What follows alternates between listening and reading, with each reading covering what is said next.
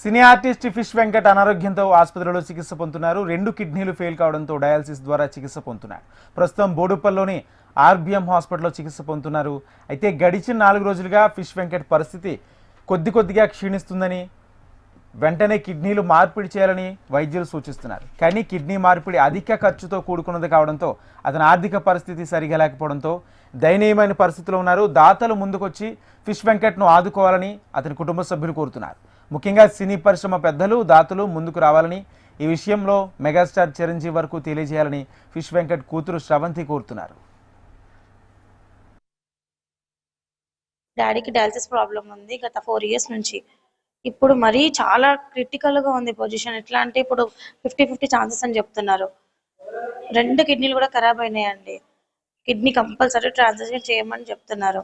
Kidney కోసం కావాలి, చిరంజీవి గారి దగ్గరికి వెళ్ళాలి న్యూస్. ఇప్పుడు ఆర్బిఎం హాస్పిటల్లో ఉన్నామండి, ఇక్కడ బోడుప్పల్లో. మాకు ఆర్థిక ఇబ్బందిగా ఉంది, కొంచెం హెల్ప్ కావాలండి మాకు.